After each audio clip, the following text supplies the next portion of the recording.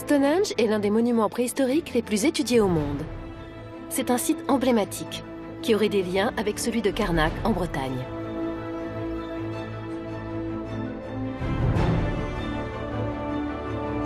Situés dans le sud de l'Angleterre, ces mystérieux mégalithes ont plus de 4500 ans. Malgré des siècles de recherches intenses, cette structure antique demeure une énigme.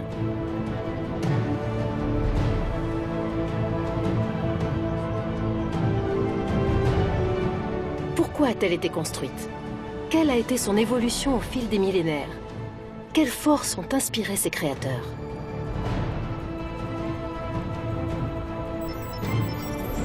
Aujourd'hui, les chercheurs s'appuient sur des technologies révolutionnaires dans l'espoir de découvrir les secrets de Stonehenge et de comprendre le rayonnement de ce site sacré dans toute l'Europe.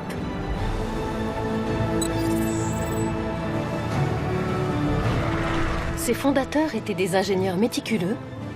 On sent clairement la main de l'homme dans cette construction. Des hommes de foi. Il a dû être offert en sacrifice pour être enterré là. Et des guerriers. Les conflits étaient d'une brutalité inouïe et très fréquents. Les archéologues sont aujourd'hui en mesure de faire des révélations sur Stonehenge et sa civilisation perdue.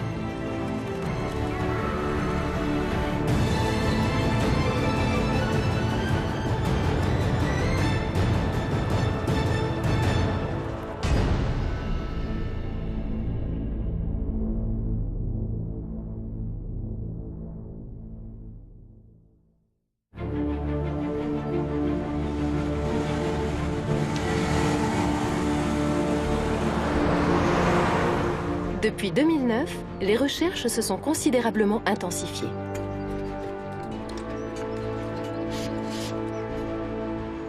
Les experts ont déployé une nouvelle stratégie pour décoder les derniers mystères du monument.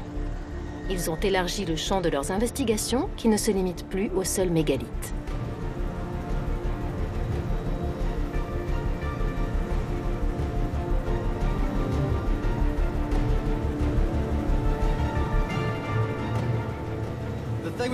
Quand on visite Stonehenge, on n'a pas conscience de l'immensité du site. Il faut le survoler pour avoir une idée de sa cohérence globale. C'est le but de notre projet, avoir une vision à grande échelle. On doit s'intéresser à l'ensemble du territoire, mais aussi à son histoire. Le programme archéologique appelé Paysages cachés de Stonehenge est très ambitieux.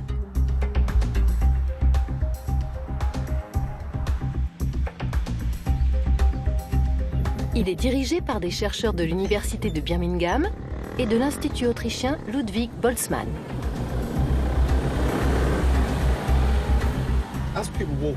Les visiteurs ne voient que les grands monuments. Ils ne sont pas conscients que ces milliers d'années de peuplement ont laissé des traces qui restent encore à découvrir.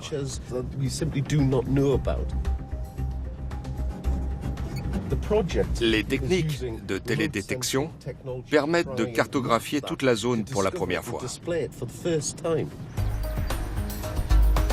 Grâce à leur matériel de pointe, les chercheurs dressent une carte de chacune des structures, parfois invisibles à l'œil nu, de ce site sacré de 10 km².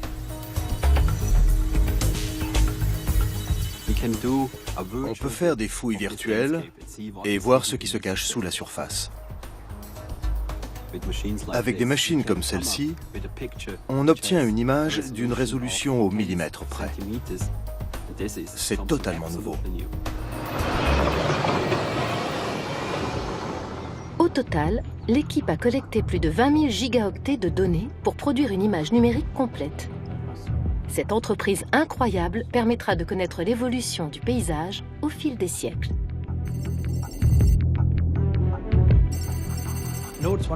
Pour comprendre Stonehenge, il faut remonter 1000 ans avant sa construction. C'est indispensable si on veut étudier les transformations du site et savoir pourquoi cet emplacement a été choisi. La cartographie fait apparaître un ensemble de monuments cachés.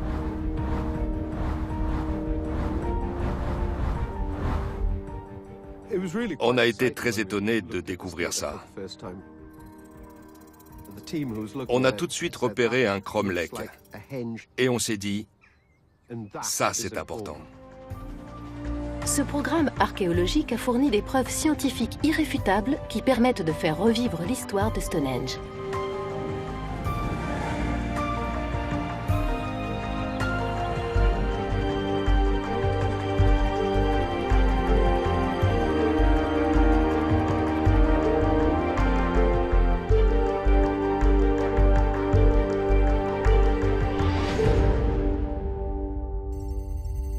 Les signes d'activité humaine dans la région remontent à 10 000 ans, au Mésolithique.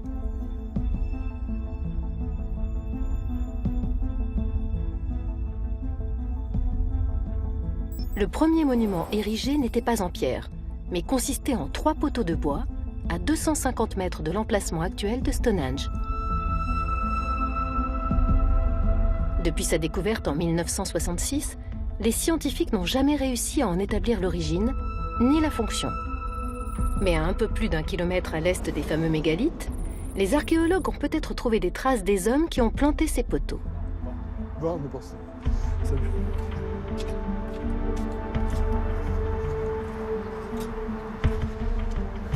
Ils espèrent qu'elles pourront expliquer le choix de cette implantation.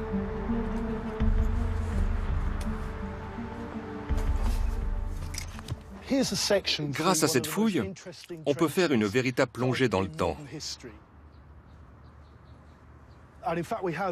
Toute l'histoire moderne est là. Cette strate remonte aux années 60. Ce sont des débris de la construction de la route qui conduit à Stonehenge. En dessous, ce sont des pavés du Moyen-Âge. Ici, de la terre, mais c'est surtout cette partie qui est intéressante. On dirait une couche qui couvre la strate inférieure qui aurait été étalée par l'homme à la préhistoire. Elle repose sur 14 cm d'objets datant du Mésolithique.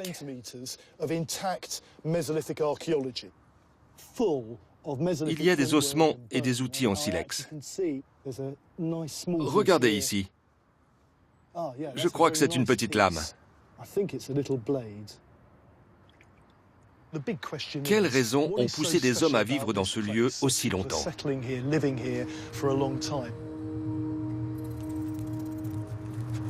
La découverte d'outils en silex indique que ce campement date de l'âge de pierre.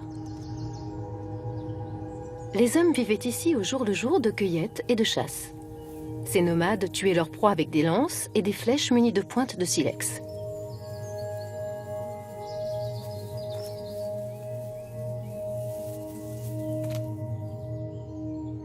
Dix 1000 ans plus tard, les fouilles apportent des renseignements précieux sur leur mode de vie primitif.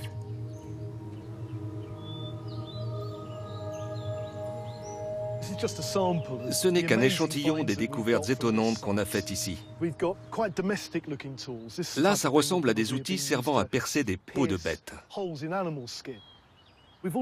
en a aussi ramassé de plus gros, comme cette hache magnifique. Et voici le nec plus ultra du Mésolithique, une superbe pointe de silex utilisée pour couper des arbres ou fabriquer des bateaux. Mais c'est pas tout. On doit avoir plus de 700 os d'animaux assez gros. Des vertèbres d'aurochs. 3 fois plus grands qu'une vache. Nous avons au moins 6 aurochs dans notre collection. Ils devaient vivre ici, car ils sont trop imposants pour avoir été transportés. Ces animaux venaient sûrement d'Amesbury ou de Stonehenge.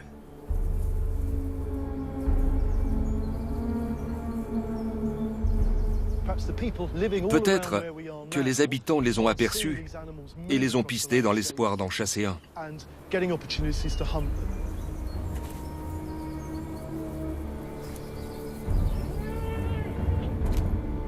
Ce lieu était une clairière au cœur d'une forêt dense. C'est peut-être aussi ce qui les a attirés.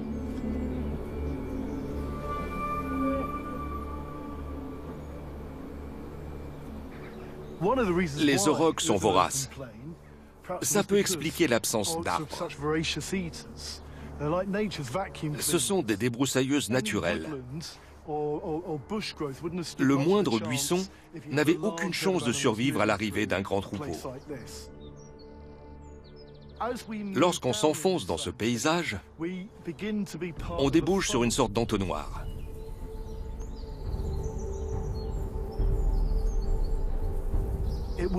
C'était une cachette parfaite pour les chasseurs-cueilleurs et un bon poste d'observation de ces gros animaux.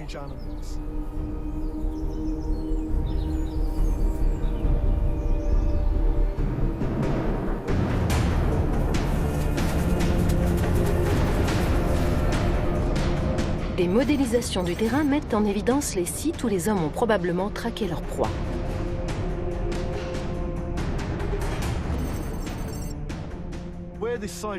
Quand les coteaux devenaient abrupts, les animaux se regroupaient dans la vallée et ils fuyaient.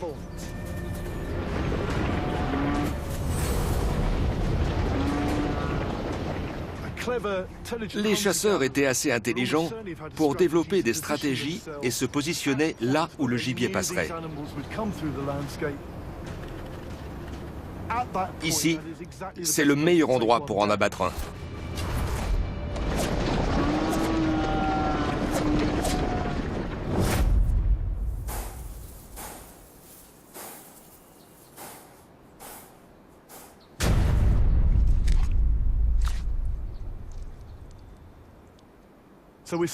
On en est venu à la conclusion que ce paysage, fait d'une suite de monticules et de larges vallées, était très propice à la traque.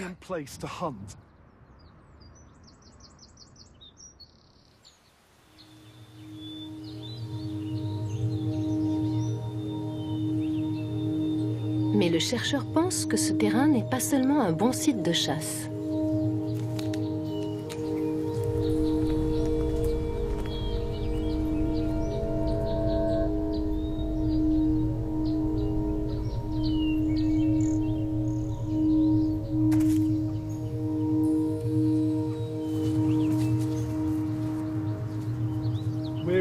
C'est un lieu extraordinaire. Une vraie machine à remonter le temps.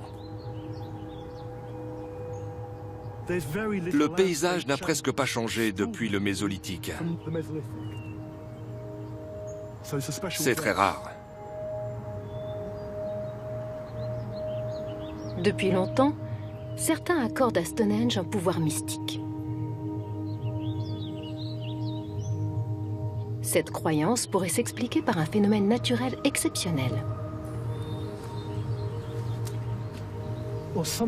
Il semblerait que ce site n'ait pas été érigé à des seuls fins pratiques. On a remarqué une chose très étrange avec les silex. Par réaction chimique, la pierre devient marron parce que l'eau de la source contient du fer. C'est caractéristique des lieux où il y a des mares ou des rivières. Mais ce qui se passe ici est particulier. Quand on sort de l'eau une pierre comme celle-ci, au bout de 2 ou 3 heures, on observe un phénomène extraordinaire.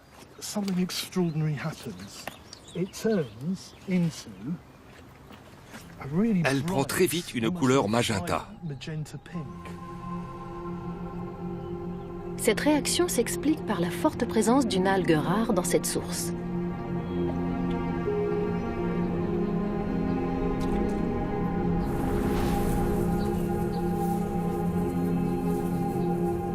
Les chasseurs-cueilleurs ont dû croire à un miracle.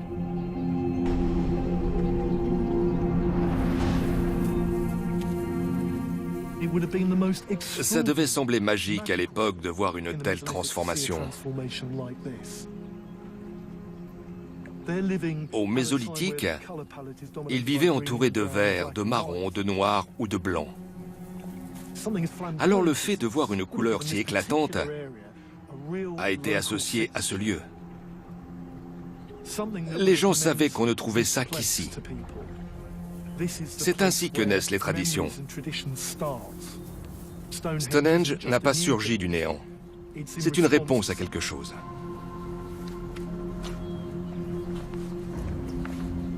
Les silex roses ainsi que la présence d'animaux pourrait expliquer pourquoi les chasseurs-cueilleurs ont choisi d'investir ce lieu en plantant des poteaux à proximité de la source. David Jack pense que c'est ce qui a donné au site sa dimension légendaire.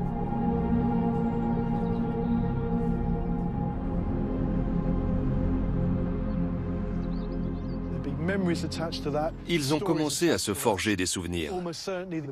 Ceux qui racontaient ce qu'ils voyaient devenaient peut-être des héros. Ces témoignages ont pu être à l'origine de monuments et prendre la forme de structures telles que celle de Stonehenge. Pour les chasseurs-cueilleurs du Mésolithique, cet espace a eu un caractère sacré avant même que le mégalithe circulaire soit érigé. Mais il y a 8200 ans, un événement géologique majeur a eu un impact considérable sur le destin de la région.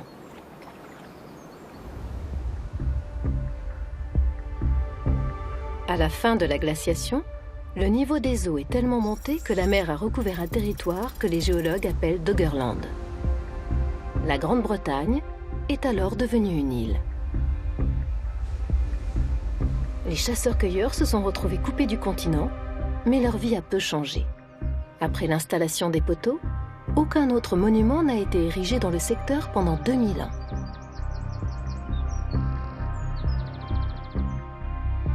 Dans un champ situé à près de 2 km au sud de l'alignement circulaire, les sondes ont détecté les contours d'une structure.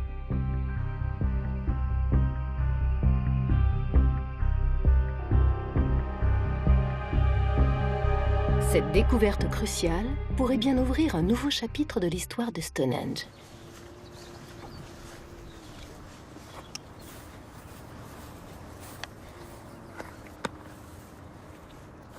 On est en train de matérialiser les limites du monument qu'on a vu au scanner.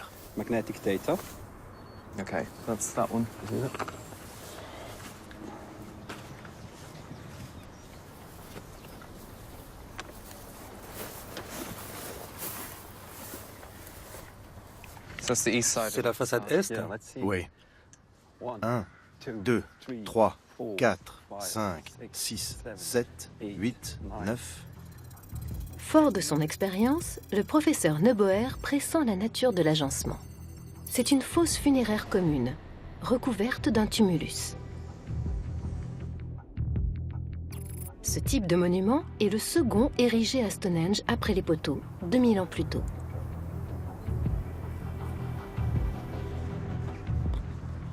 « 32 mètres. C'est la dimension classique de ceux que l'on voit sur le continent. Ce sont des constructions immenses.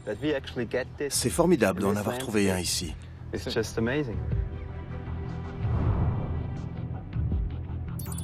Les analyses du terrain montrent que le tumulus était composé de poteaux et de parois en bois appelées palissades.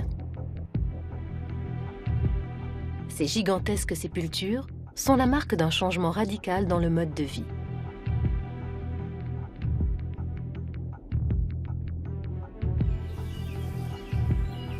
Jusqu'à 7000 ans avant notre ère, les peuples d'Europe se nourrissaient de ce qu'ils parvenaient à chasser et à cueillir. Par la suite, l'Europe a connu une révolution sociale et technique qu'on désigne sous le nom de néolithique.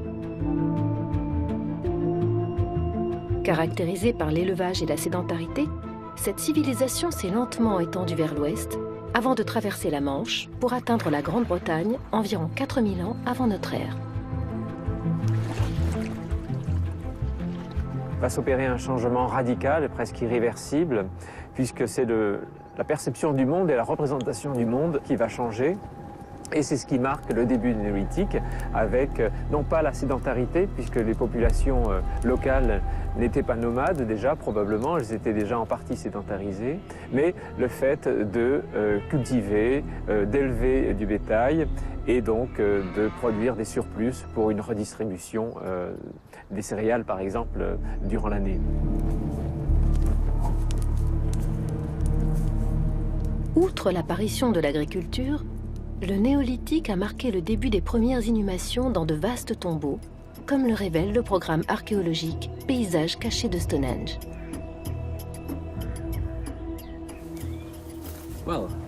On a planté tous nos jalons.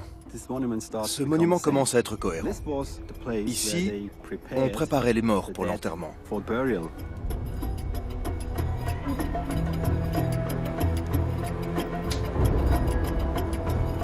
Des ossements retrouvés dans les tombes montrent qu'on retirait la peau des morts avant de démanteler leur squelette, puis de le mettre en terre.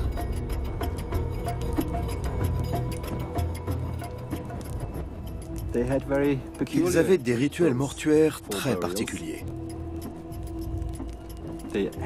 D'abord, le dépeçage, puis la décapitation.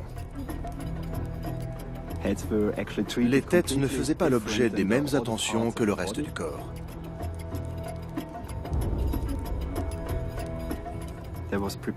On préparait les os avant de les déposer dans ce grand tombeau destiné à toute la communauté. Les restes d'une cinquantaine de femmes, d'hommes et d'enfants reposaient dans ces immenses caveaux qui étaient scellés.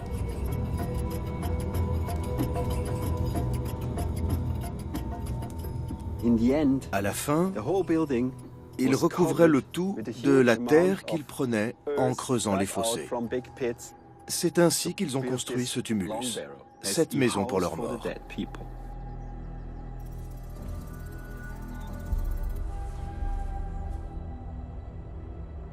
Après avoir cartographié toutes les structures, les chercheurs peuvent reconstituer le visage de Stonehenge il y a 6000 ans.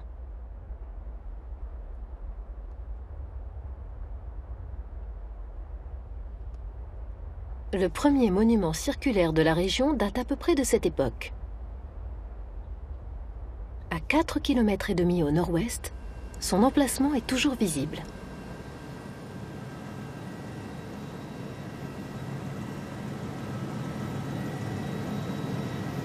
C'est l'un des premiers monuments néolithiques de la région.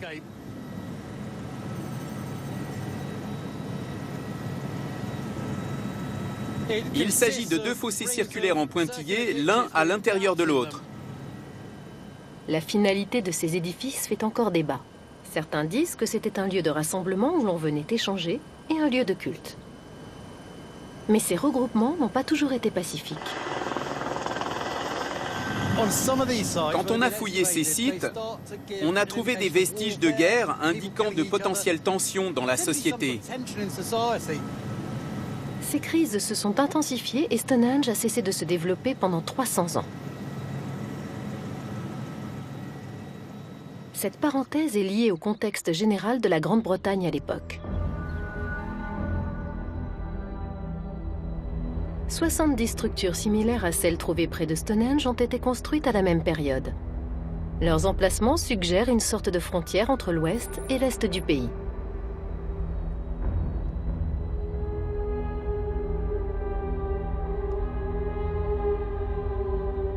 C'est sur l'un de ces sites à Crickley Hill que les scientifiques ont trouvé des témoignages de la première grande guerre civile britannique.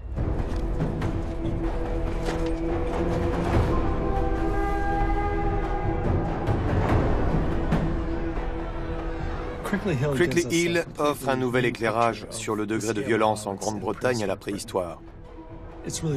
C'est la première fois qu'on trouve des traces de guerre communautaire bien plus importantes que celles qu'avait connues la région jusqu'alors. On constate que tout était planifié. Les préparatifs ont probablement duré des mois et les combats ont été enragés. La défense des assiégés était constituée d'hommes, de femmes et d'enfants. Les assaillants étaient plutôt des hommes.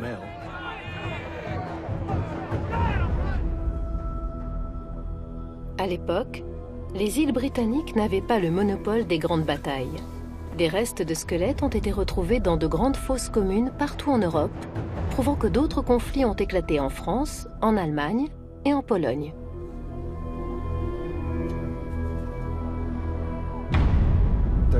Il devait y avoir de très fortes tensions. Quand on atteint le point de non-retour, la violence devient telle que chacun veut exterminer son voisin. Ils se volaient leurs ressources, leur territoire, et peut-être même leurs femmes. Les 400 pointes de flèches en silex retrouvées à Crickley Hill sont riches d'enseignements sur le déroulement du conflit.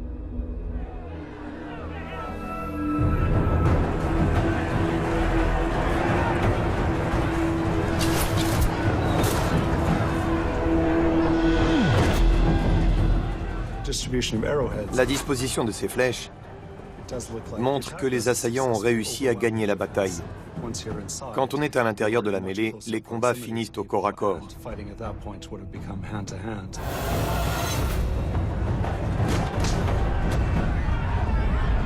Crickley Hill n'est que l'un des nombreux théâtres de telles violences dans le sud de la Grande-Bretagne. Il semblerait que les constructions d'envergure se soient interrompues à cette période. Les crânes retrouvés laissent entrevoir la sauvagerie des combats.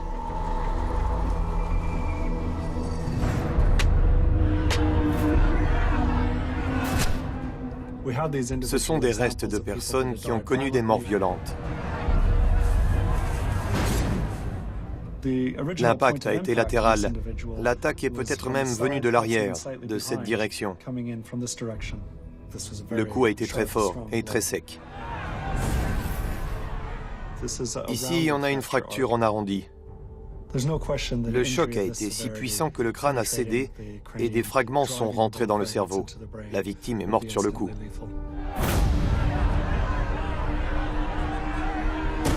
Et personne n'était épargné.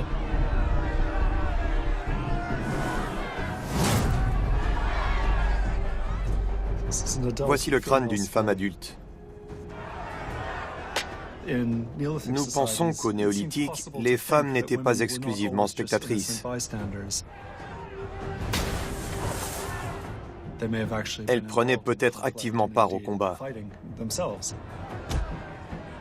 Mais comme il n'y a pas d'uniforme, il est impossible de distinguer les combattants armés des autres. Ici, l'os n'a pas rompu, mais s'est enfoncé, ce qui tend à prouver son élasticité. C'était donc un os assez jeune. Quoi qu'il en soit, cette blessure a été mortelle.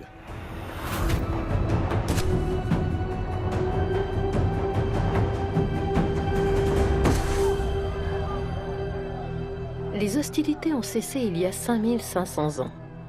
À Stonehenge, les guerriers ont cédé la place aux bâtisseurs.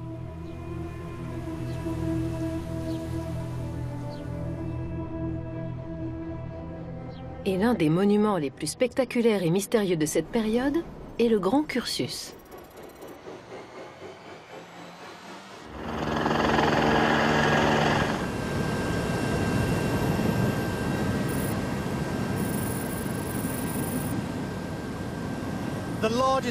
C'est sans aucun doute le plus grand monument de la région. Il est très difficile à interpréter. Aujourd'hui, on ne distingue plus qu'un talus et un fossé. Alors il faut vraiment s'intéresser aux petits détails de son architecture pour l'appréhender.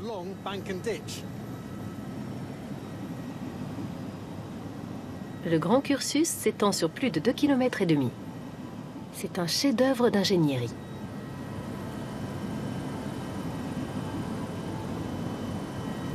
Il a d'abord fallu déboiser un grand espace, puis creuser cet immense fossé et en retirer 20 000 tonnes de craie. Pourquoi avoir déployé autant d'efforts pour la construction d'un si grand monument? Le Grand Cursus est l'une des clés du mystère de Stonehenge. Si on ne cherche pas les liens qui unissent les bâtiments, on ne peut pas comprendre l'ensemble.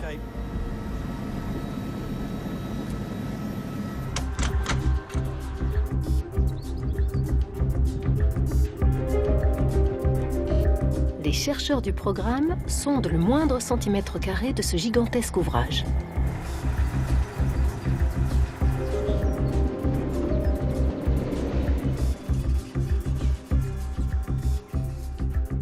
Après des semaines consacrées à l'interprétation des données, ils repèrent des interruptions dans son fossé. En étudiant les images, nous avons relevé des détails surprenants, notamment l'existence de plusieurs petites ouvertures dans l'enceinte elle-même. Ce n'était pas creusé en continu. On voit des brèches.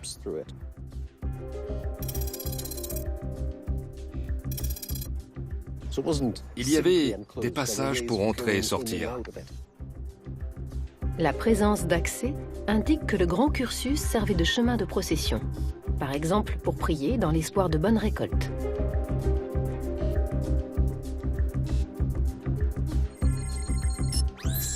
Mais ce n'étaient que les premiers indices. Les sondages ont également révélé 2 grandes cavités à l'intérieur de l'enceinte. Je me trouve au centre de la fosse, située à l'extrémité ouest du grand cursus. Elle mesure près de 5 mètres de diamètre pour 1,5 mètre de profondeur. Il y a la même à l'opposé du terrain. Ce sont des ouvrages humains. La profondeur des trous, la manière dont ils ont été creusés, leur positionnement, de toute évidence, ce sont des structures archéologiques.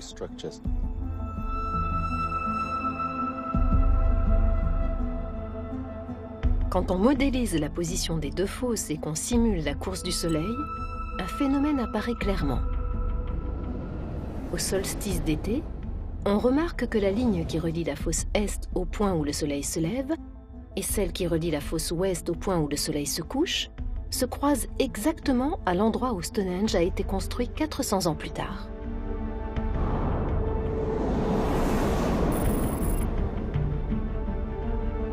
Ce constat accréditerait l'idée que les hommes de l'époque célébraient ce phénomène céleste en ce jour dédié à l'abondance des cultures. La présence de ces trous relie directement Stonehenge au grand cursus qu'on considère parfois comme un chemin de procession lié à la trajectoire du Soleil. On pense qu'ils observaient depuis cet endroit. Ainsi, quand le cursus a été construit, la portée symbolique du site de Stonehenge a été renforcée.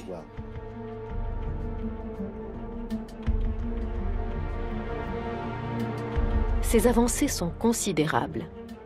Elles signifient que le site de Stonehenge était déjà sacré à l'époque de la construction du grand cursus, soit au moins 4 siècles plus tôt qu'on ne le pensait.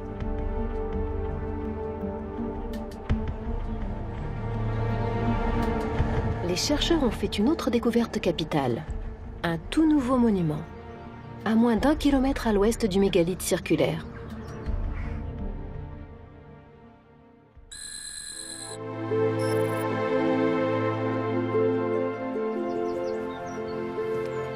Je me trouve à 900 mètres de Stonehenge, sur l'un des 700 monticules du secteur. Celui-ci est connu depuis longtemps et porte le nom d'Amesbury 50.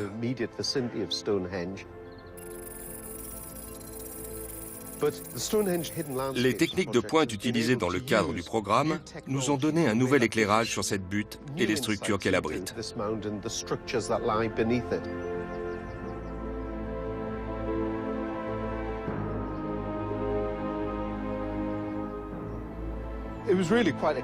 C'était captivant de voir les données s'afficher. Au début, on voyait seulement des fosses tout autour du monticule. 1 minute plus tard, on s'est rendu compte qu'à l'intérieur de ce cercle, il y avait une série de trous correspondant à des poteaux. Et ça, on ne s'y attendait pas.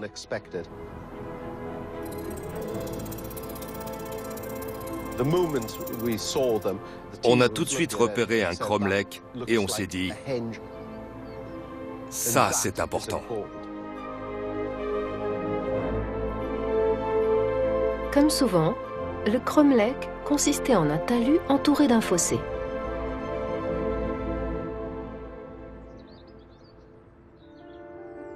Mais l'emplacement de celui-ci est exceptionnel.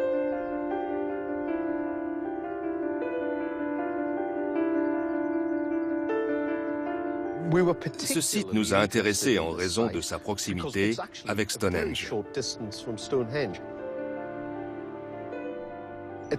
Quand on a commencé l'étude, nous pensions que les alentours étaient sous la coupe du mégalithe circulaire qui concentrait l'activité dans le secteur.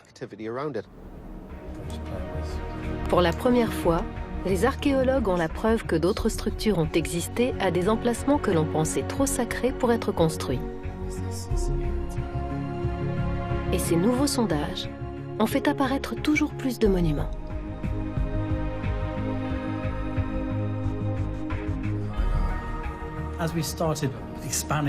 Quand on a étendu la zone de recherche, notre regard s'est affûté et on en a vu de plus en plus. Ils sont tous différents, mais il est maintenant évident que Stonehenge n'était pas le seul édifice de la région. En tout, près de 20 nouvelles constructions ont été découvertes. Tous ces sanctuaires, dans une zone que l'on croyait jusque-là déserte, ont démontré que Stonehenge n'était pas et n'avait jamais été isolé. On sait désormais qu'il n'était pas unique et qu'il y avait une série de monuments similaires. Certains équivalaient peut-être à nos chapelles de campagne, là où les familles se rendent pour des occasions particulières.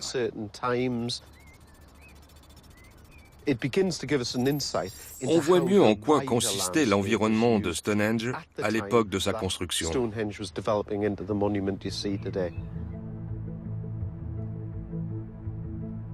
À l'origine, le site se résumait à un talus entouré d'un fossé circulaire. Ensuite, il a fallu déployer des efforts herculéens pour transporter et mettre en place des blocs de pierre de plus de 40 tonnes.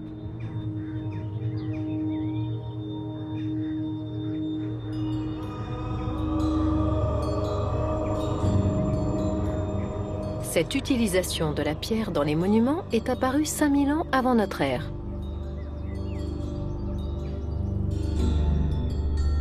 Au néolithique, des mégalithes ont été érigés partout sur le continent après l'apparition de l'agriculture. Aujourd'hui, il est possible d'admirer l'un des plus impressionnants vestiges de ce type en Bretagne, à Carnac. Ici, dans l'emplacement des alignements du Mennec, Carmario, Carlescan, nous avons 3000 menhirs qui se succèdent en plusieurs files parallèles. Mais cette partie du site n'est pas la totalité du site. La totalité du site probablement se prolonge sur 6 à 7 km et réunit probablement près de 10 000 monolithes. Le positionnement des mégalithes a fait l'objet d'un choix méticuleux. On voit que l'implantation de ces alignements de pierres dressées suit des règles d'implantation en rapport avec le relief et avec les lignes du mouvement à l'intérieur de ce relief. Le site de Carnac est remarquable par son étendue, mais aussi par la taille gigantesque des pierres. Le poids moyen d'une stèle ici doit varier entre 2 tonnes et 4 tonnes, mais des blocs plus importants comme celui-ci atteignent 20 tonnes. L'archéologue français a étudié les différentes fonctions de ces mégalithes à la préhistoire.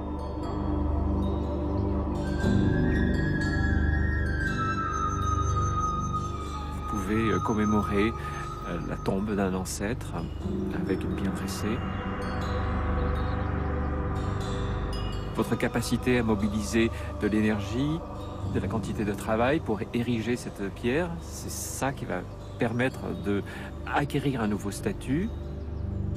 C'est le futur des hommes, et là c'est la forme de protection qui va être accordée à cette pierre qui va protéger par exemple votre champ de céréales en versant de l'huile ou en versant du beurre. Voilà. Ces 3 fonctions de la pierre dressée peuvent bien entendu coexister sur un énorme site comme Carnac. La pierre dressée, la stèle, est un des symptômes qui caractérisent ce changement des populations mésolithiques vers le mode de vie néolithique du 5e et du 4e millénaire.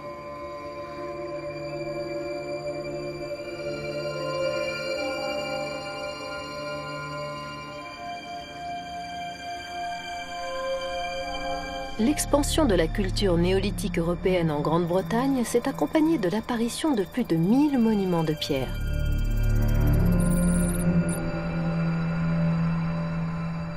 Dans la région de Stonehenge, la sépulture de West Kennet, érigée il y a 6000 ans, est l'un des tout premiers exemples de l'utilisation de la pierre à des fins cérémonielles.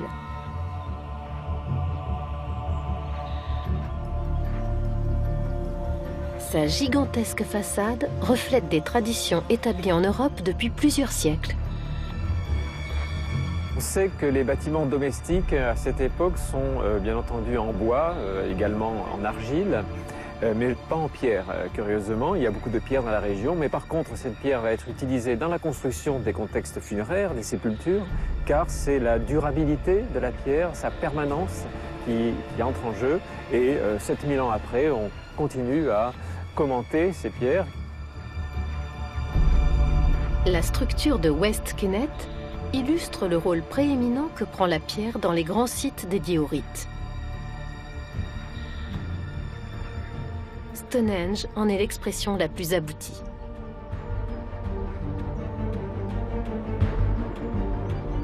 Véritable prouesse, son édification a commencé environ 2600 ans avant notre ère. Le plus grand mégalithe pèse plus de 40 tonnes. Il est en grès sarcène, une pierre très dense.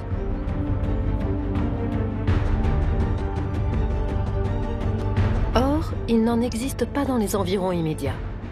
Il est donc vraisemblable que ces énormes blocs aient été acheminés depuis les collines de Marlborough, à 40 km au nord.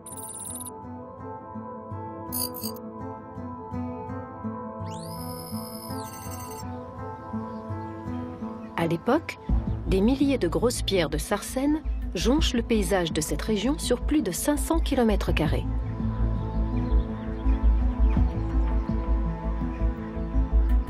Les 80 plus imposantes sont choisies pour aller à Stonehenge.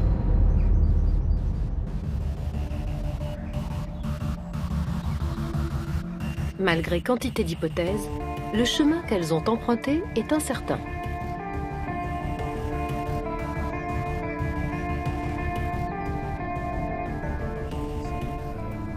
Mais le professeur Neuboer pense pouvoir l'identifier grâce aux données recueillies. Comment ces pierres sont-elles arrivées à Stonehenge? Ça fait des siècles qu'on se pose la question. Selon une théorie, elles auraient été transportées sur l'Avon, une petite rivière. Les pierres auraient ensuite été traînées jusqu'à leur destination finale. Mais certaines découvertes du programme Paysages cachés de Stonehenge vont à l'encontre de cette hypothèse. Les données topographiques indiquent une vallée sèche sur ce trajet. Autrement dit, un grand creux, difficile à franchir avec ces pierres. C'est donc peu probable. Le professeur Neuboer pense avoir repéré un autre chemin plus vraisemblable, entre le monument circulaire et l'Avon. Il s'est intéressé à deux fossés parallèles qui constituent une structure appelée l'avenue.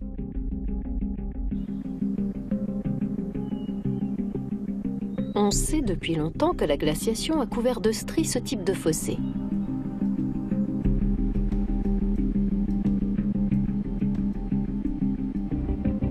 Or, les scanners topographiques ont révélé leur présence bien au-delà de l'avenue.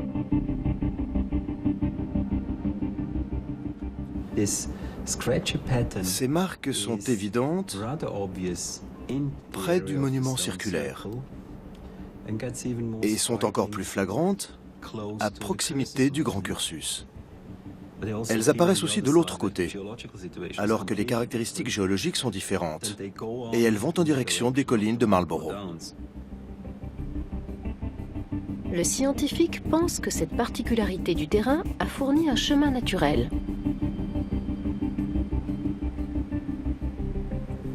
Il me semble évident qu'ils ont pris l'itinéraire le plus court pour transporter toutes ces pierres depuis la région de Marlborough.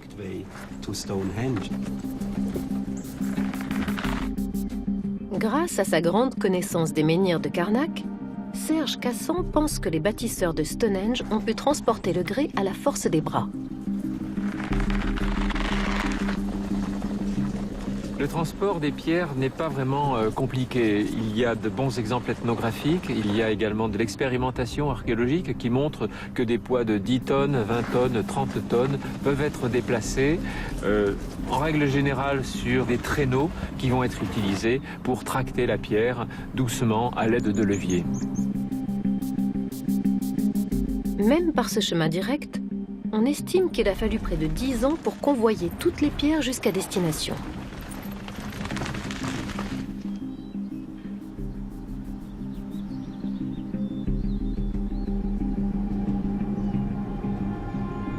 l'exploit physique donne de la valeur au monument, c'est la précision géométrique de son tracé qui le rend exceptionnel.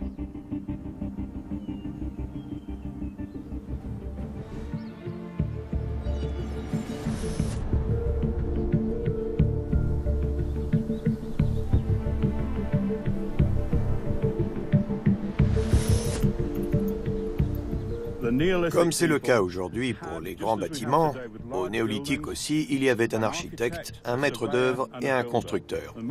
On pense souvent que Stonehenge s'est créé spontanément, mais c'est impossible si vous n'avez pas de plan. Il va démontrer que l'agencement de Stonehenge a pu être conçu grâce à des outils d'arpentage élémentaires. Voilà de quelle manière les géomètres ont défini l'emplacement des pierres, avec des cordes et des piquets.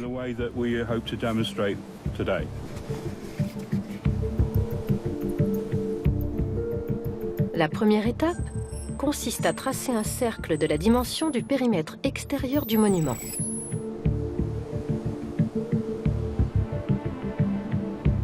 Pour orienter Stonehenge, il tire une droite qui passe par le centre, en direction du soleil levant et qui sert d'axe de symétrie.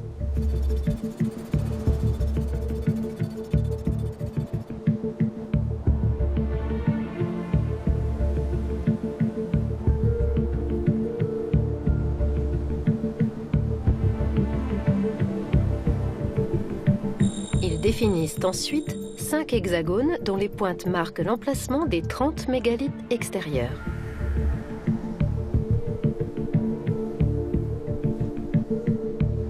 Depuis la position de certaines pierres, ils peuvent alors calculer l'implantation des trilithons, ces groupes de mégalithes en forme de fer à cheval.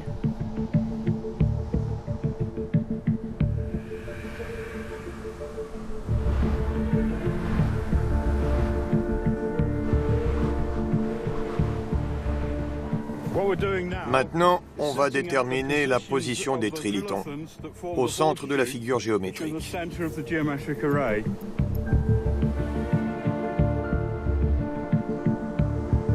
Cette expérience démontre que l'édifice a été conçu depuis ses contours extérieurs.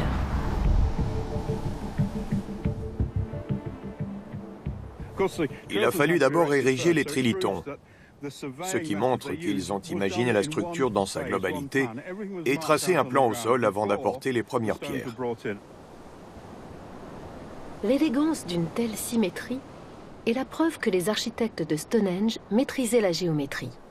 2000 ans avant que les Grecs n'inventent le terme de mathématiques.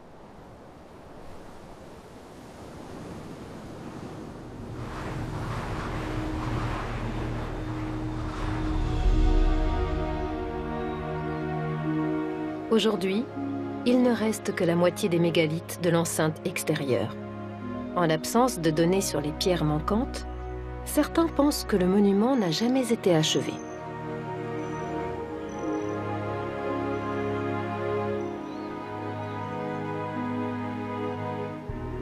Mais en 2013, les experts ont accidentellement découvert un indice surprenant.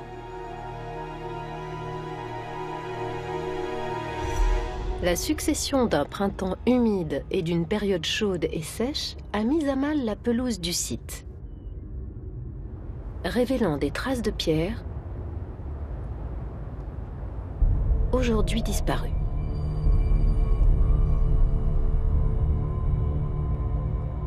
Les positions des mégalithes 17, 18, 19 et 20 ont été identifiées. Grâce à ces herbes brûlées, on peut affirmer que Stonehenge a bel et bien été achevé.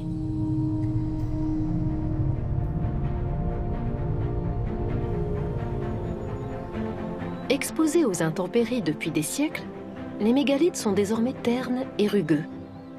Mais il y a 4500 ans, alors que les pierres venaient d'être taillées et positionnées précisément où les architectes l'avaient voulu, les pèlerins ont pu admirer Stonehenge dans toute sa splendeur.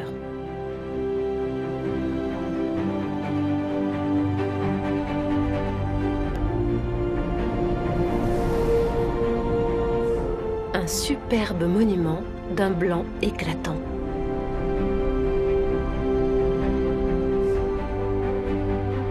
L'imbrication des différents cercles illustre le raffinement du peuple qui l'a érigé.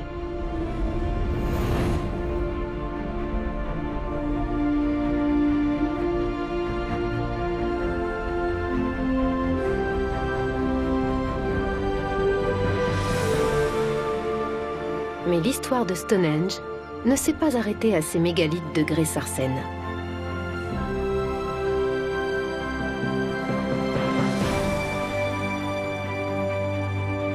On y trouve également ce qu'on appelle les pierres bleues.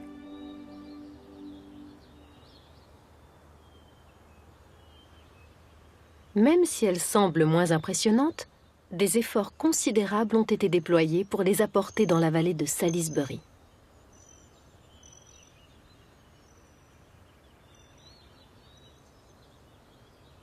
Leur analyse montre qu'elles proviennent de Presely Hills, au Pays de Galles, à 200 km à l'ouest.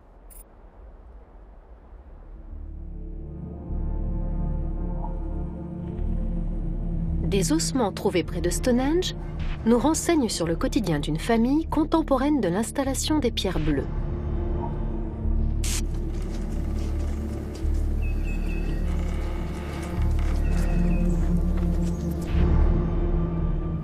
Ici, on a affaire à un adulte qui devait avoir la trentaine ou une petite quarantaine. À côté de l'homme, il y avait 6 autres personnes, dont des enfants. La ressemblance des crânes suggère qu'il s'agirait d'une même famille.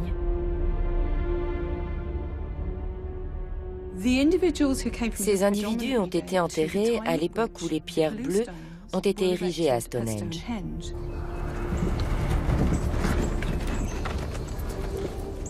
Nous avons passé les dents de 3 adultes au strontium, un alcalino terreux, et nous avons découvert que ces personnes n'étaient pas originaires de la région dans laquelle elles ont été inhumées. Elles sont nées entre 150 et 200 km à l'ouest. Au Pays de Galles, d'où les pierres bleues ont été importées.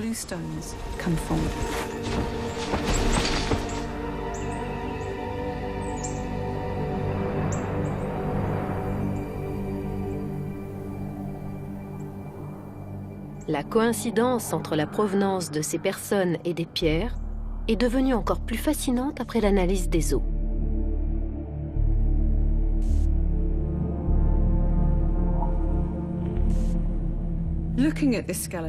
En examinant ce squelette, on constate un traumatisme important à l'os gauche de la hanche.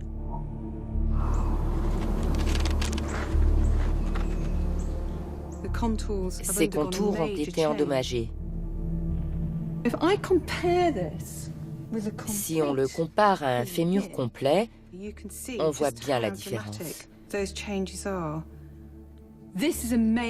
Le choc a dû être très puissant. Cet os est solide et épais.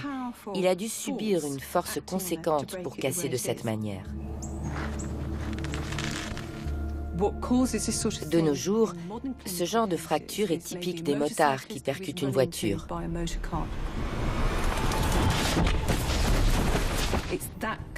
Il faut quelque chose d'aussi fort que ça. C'est ce qui provoque une rupture des métaphyses avec des dégâts si importants. Il s'agissait peut-être d'une fracture ouverte. Le plus surprenant, c'est que l'os s'est ressoudé et que cet homme a survécu.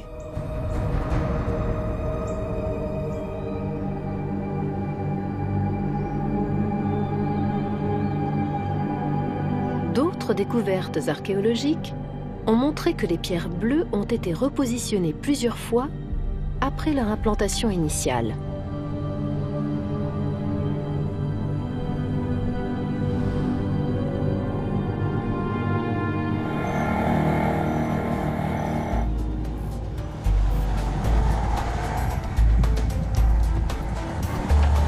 Pour connaître les raisons de ces déplacements, le programme scientifique doit couvrir tous les monuments du secteur.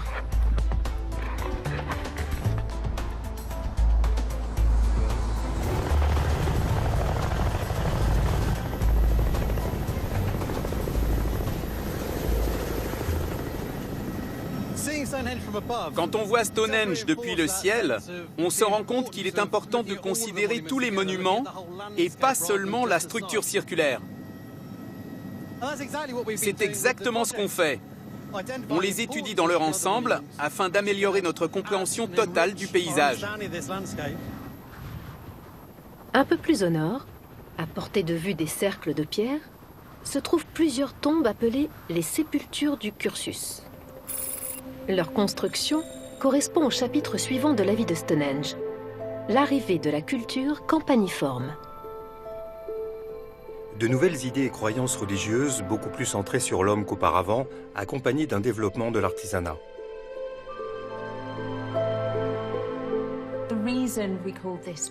Ce sont des poteries en argile qui ont inspiré le nom de cette période de la préhistoire, car campanule signifie petite cloche. On les a retrouvées dans des tombes. Elles sont finement ouvragées et gravées de ces bandes horizontales. La présence de tels objets provenant d'autres régions d'Europe montre qu'on venait de loin pour visiter Stonehenge.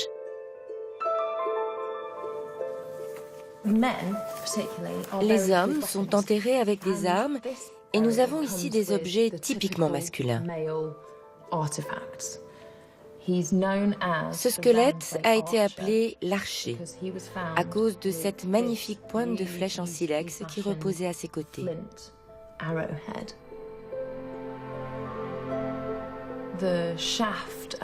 La hampe et la plume se sont décomposées, tout comme l'arc, la corde et peut-être même le carquois dans lequel l'archer rangeait ses flèches.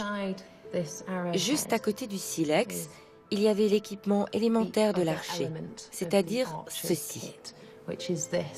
Un protège-poignet qui devait s'attacher grâce à des lanières de cuir. Il a été retrouvé posé contre le bras de l'archer. Le plus extraordinaire, c'est qu'il est en jadéite, une pierre qui n'existe pas en Grande-Bretagne. Il vient probablement d'Espagne. Le fait qu'il ait été confié à cet homme dans sa tombe montre combien il était en bons termes avec sa communauté et qu'il s'agissait de quelqu'un d'important. Il était rare d'être enterré avec des objets aussi précieux. En observant tous ces vestiges, on voit que les hommes et les idées ont traversé l'Europe et gagné la Grande-Bretagne. C'est flagrant dans la décoration des poteries et dans l'origine de ces matériaux qui ont été apportés de très loin à Stonehenge. C'était un endroit prestigieux qui attirait des personnalités importantes. Karnak a eu beaucoup d'influence sur le développement de la Grande-Bretagne à la préhistoire. Le phénomène karnakois était à ce point important que l'on peut mesurer aujourd'hui son effet en retour du côté de la Suisse, par exemple, du côté de l'Espagne. Vers les îles britanniques, on le perçoit à travers les haches polies en jade qui ont été donc importées ici en Morbihan, qui ont été transformées et qui reproduisent de nouvelles normes qui vont être exportées ou redésirées par d'autres populations, dont les populations des îles britanniques. On sent aujourd'hui qu'il y a une composante de la néolithisation des îles britanniques qui vient probablement du Morbihan.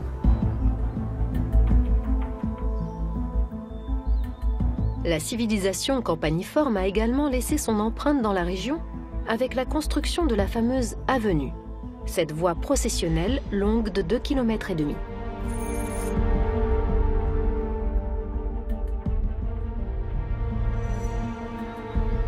On pense que les deux tranchées parallèles servaient à guider les pèlerins vers le monument circulaire.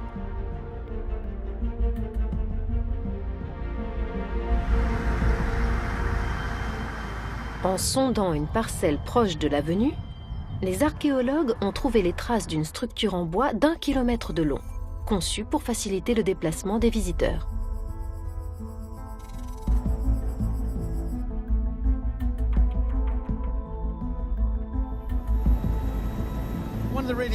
Peu de scientifiques avaient connaissance de cette grande barrière, car on ne la voit pas au niveau du sol.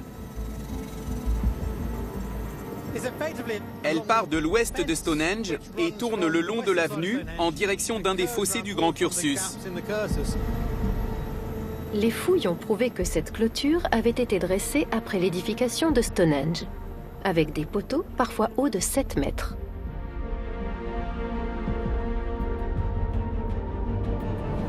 Les modélisations montrent bien qu'elle divise le territoire en deux.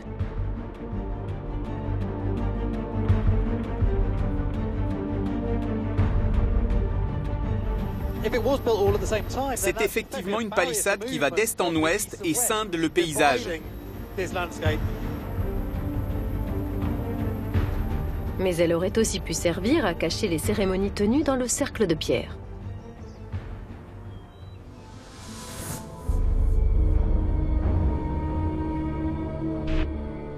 Et à en croire les conclusions tirées de l'observation de ce squelette, il y avait de bonnes raisons de dissimuler ce qui s'y passait.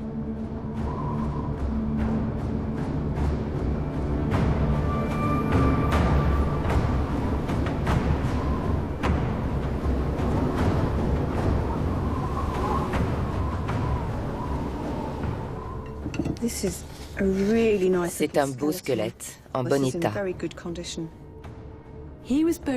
Il a été enterré dans un fossé de Stonehenge, ce qui est très rare.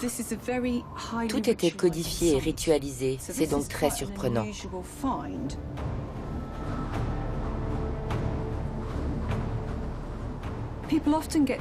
On croit souvent que dans les époques reculées, tout le monde était petit et que les hommes étaient des brutes.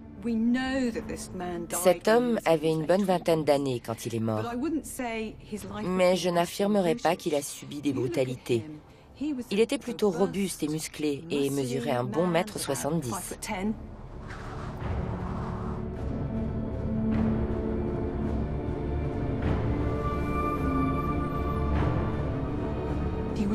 Il a reçu plusieurs impacts de flèches.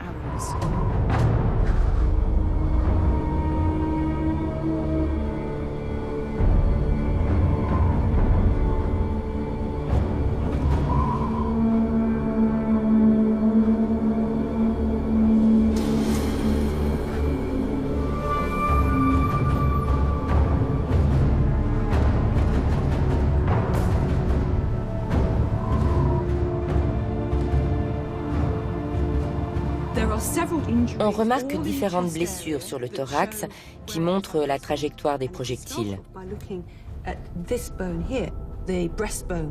En observant le sternum et en approchant la pointe de la flèche, on voit qu'elle est entrée dans son dos en biais et a enfoncé le bas de l'os.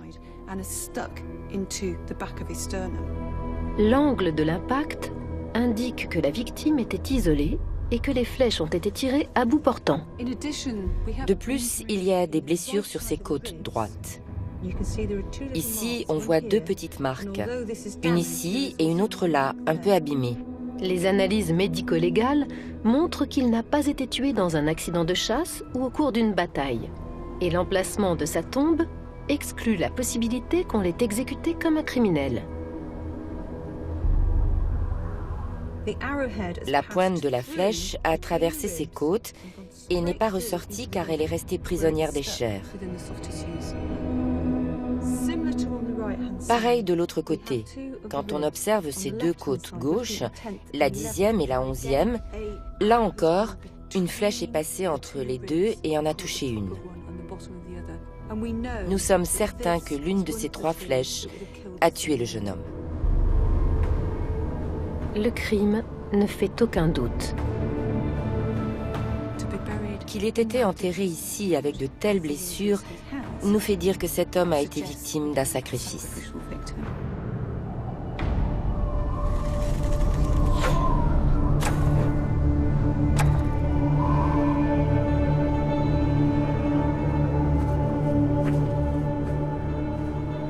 Il a peut-être payé pour avoir pénétré une zone interdite. Ou alors, il s'est porté volontaire pour apaiser les dieux. Comme aucun autre cas comparable n'a été identifié à Stonehenge, on ne pourra peut-être jamais déterminer les raisons exactes de sa mort.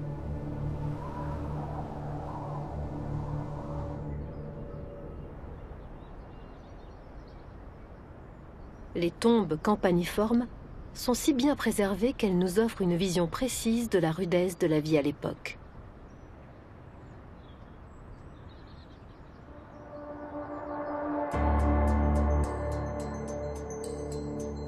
Au-delà des témoignages de rituels sanglants, elles apportent des preuves de l'apparition de technologies révolutionnaires. Les plus anciens objets métalliques trouvés en Grande-Bretagne proviennent des tombes campaniformes. Ça, c'est un poignard en cuivre. Quand il était neuf, il devait briller de 1000 feux. Ce n'est pas le genre d'outil qui sert à couper de la nourriture ou à se battre contre ses voisins. C'est un poignard cérémonial qui doit venir d'Europe centrale. Des savants et des maîtres artisans sont venus en Grande-Bretagne et ont partagé leur savoir-faire avec les habitants. Leur culture a évolué. Ça a été le début de l'utilisation du métal.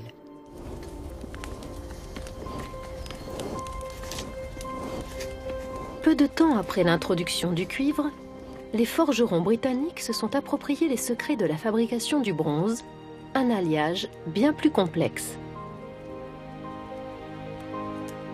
Avec la découverte de grands gisements de cuivre dans le sud-ouest de l'Angleterre, mais aussi d'étain encore plus rares, ces métallurgistes ont excellé dans le travail du bronze.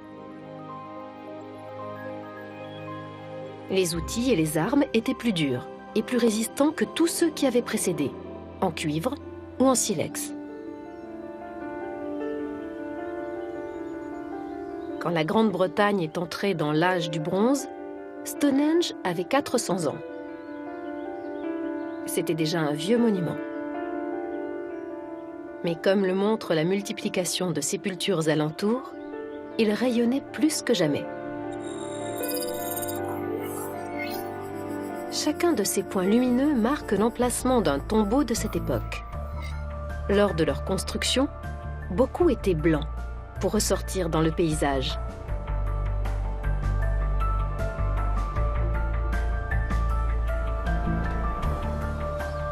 Les objets retrouvés dans ces tombes, comme des poignards de style breton, nous apprennent que les hommes de Stonehenge étaient en contact avec le reste du monde.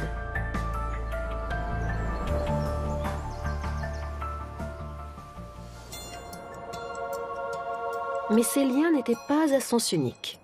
Pour la première fois, la Grande-Bretagne a commencé à exporter des biens.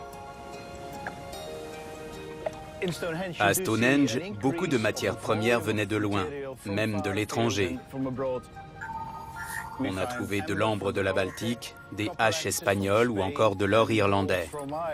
A contrario, des colliers en étain de Cornouailles ont été découverts en Hollande. Le commerce international a connu un développement considérable à l'âge de bronze.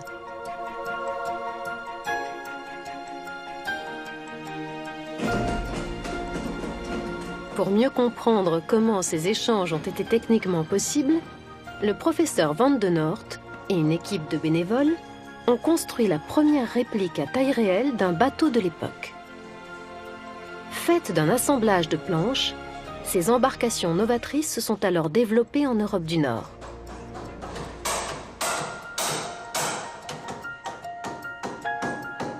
Le scientifique est parti de fragments de bateaux préhistoriques retrouvés en Grande-Bretagne. La plus grande difficulté, construire la coque sans clous ni colle.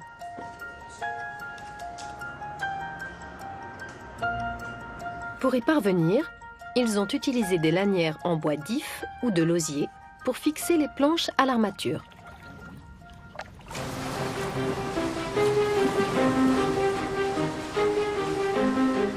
Et pour savoir si ces embarcations étaient capables de transporter une lourde charge, Robert Van den Noort et son équipe ont mis leur prototype à l'eau. Ces bateaux de 16 mètres avaient la plus grande capacité jamais atteinte jusqu'alors. Cette réplique peut supporter une charge de 7 tonnes.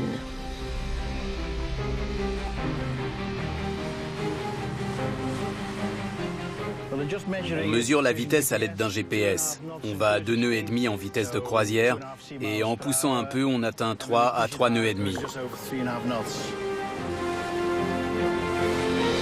À cette cadence, les bateaux pouvaient relier l'Angleterre à la France en moins d'une journée.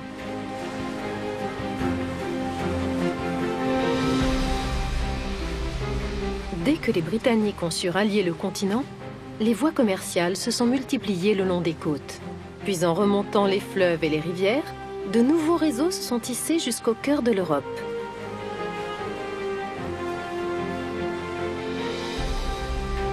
Le professeur Van de Noort a longuement étudié le commerce sous la préhistoire, et notamment le cas de la Grande-Bretagne.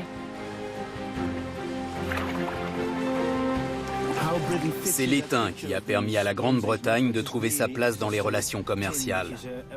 C'est un métal rare, indispensable pour fabriquer des objets en bronze. Je crois que c'est ça qui a été le petit plus de la Grande-Bretagne en Europe. Et la plaque tournante de ce commerce était Stonehenge.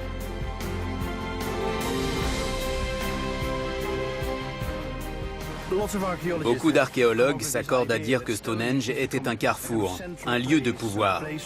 Si vous étiez en Allemagne et que vous vouliez de l'or et de l'étain de Cornouailles, il fallait faire appel à des personnes qui reposent peut-être à Stonehenge.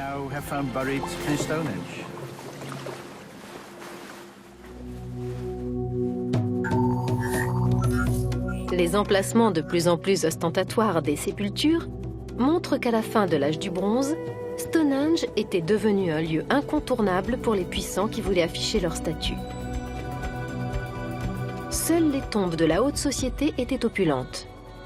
L'incroyable quantité d'or enterré avec les morts évoque une civilisation qui mettait un point d'honneur à afficher ses richesses.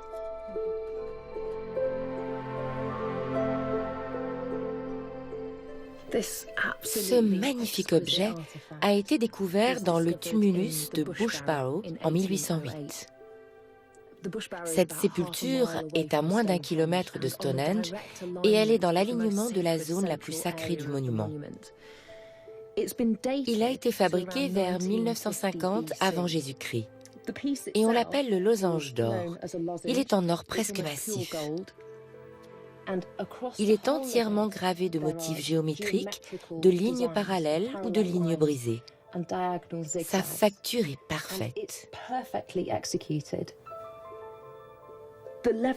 La finesse de l'ouvrage et la quantité d'or de ce losange indiquent que cette personne occupait un rang élevé. C'était peut-être un chef ou un grand prêtre. On pense qu'il ornait la poitrine de son propriétaire pour tenir un vêtement, ou alors en guise de pendentif, comme un insigne. Mais l'objet le plus impressionnant retrouvé dans la tombe de Bush Barrow est dans cette petite capsule. Ce sont quelques-uns des 140 000 clous décoratifs en or qui ornaient le manche d'un poignard en bronze, également présent dans la tombe.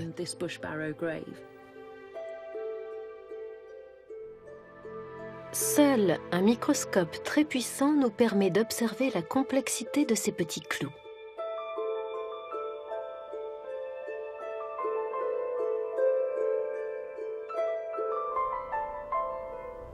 L'artiste Willard Wigan MB est l'un des mieux placés pour savoir combien le travail de ces objets en or a été minutieux.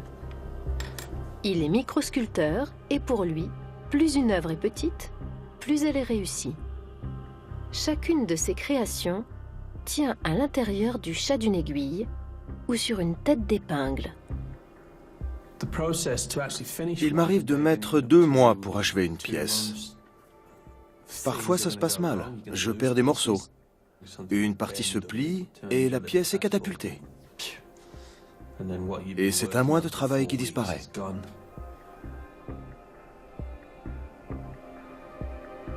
À la lumière de son expérience, l'artiste devine comment l'or était travaillé à Stonehenge.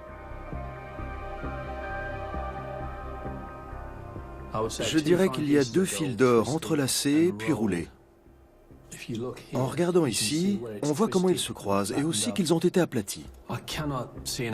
Je ne crois pas qu'un adulte ait pu faire ça, parce que notre vue se dégrade très tôt, même à 21 ans. C'est sûrement l'œuvre d'enfants. Le sculpteur pense qu'il est difficile de réaliser un clou aussi petit, même avec les technologies d'aujourd'hui.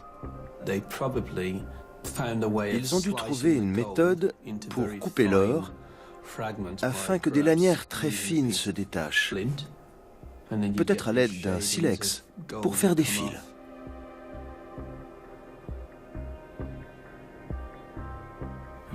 Chaque mouvement doit être délicat.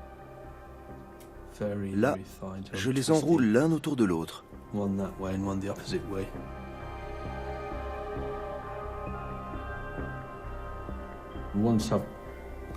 Quand je sens que les fils vont craquer, j'arrête. Et je coupe de chaque côté.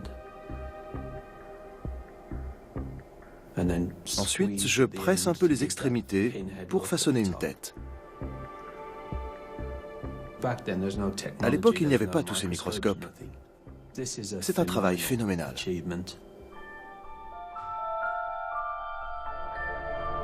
C'est autour de Stonehenge qu'on a retrouvé la plus grande concentration d'objets préhistoriques du précieux métal de toute la Grande-Bretagne. Cette période a été à proprement parler l'âge d'or de Stonehenge et a duré 200 ans. Mais un jour, pour une raison qu'on ignore encore, le monument circulaire a perdu son pouvoir mystique sur les hommes.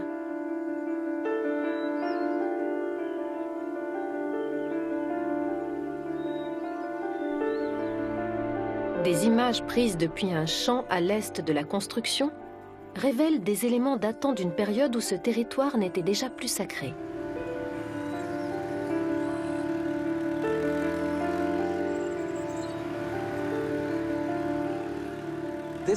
C'est un lieu incroyable.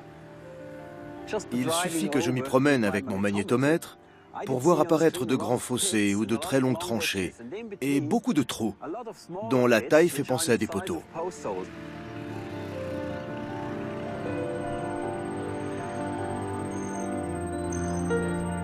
D'après les formes et les emplacements de ces creux, le professeur sait immédiatement qu'il s'agit d'empreintes de bâtiments.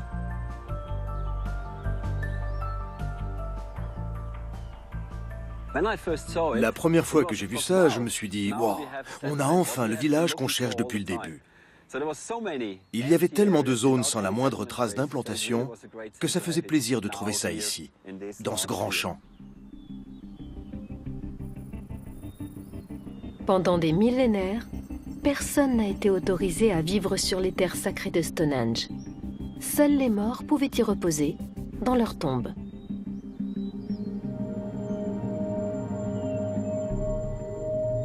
Puis la vie profane a gagné du terrain.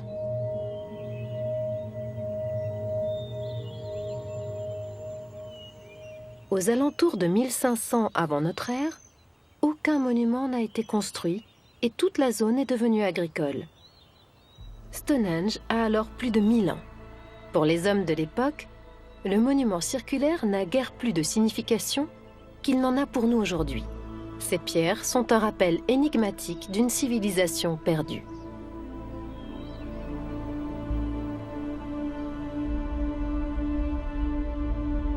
Le programme Paysages cachés a permis aux archéologues de faire des découvertes capitales qui ont bouleversé notre compréhension de Stonehenge. Par rapport aux travaux des autres, je pense qu'on peut se vanter d'avoir dressé la carte la plus complète de la région. On réinvente Stonehenge pour la nouvelle génération. Les archéologues ont réécrit 10 000 ans d'histoire du site sacré, centimètre carré par centimètre carré. Depuis ses origines, quand il n'était qu'un terrain de chasse planté d'arbres, jusqu'à son apogée en tant que haut lieu de culte.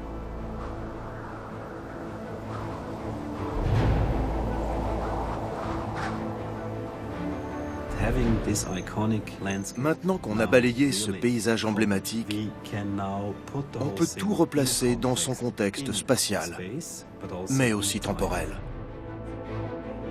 La technologie du XXIe siècle a offert au monde un aperçu révolutionnaire de Stonehenge, depuis sa conception jusqu'à sa construction, sans oublier ses fonctions.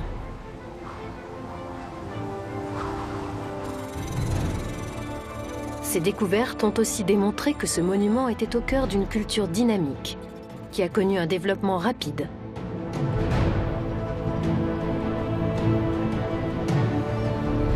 Stonehenge n'est pas une merveille isolée, mais plutôt le centre névralgique des nécropoles du sud de la Grande-Bretagne. Le site exerce la même fascination sur ses visiteurs et reste une prouesse architecturale dont le pouvoir mystique nous captive toujours.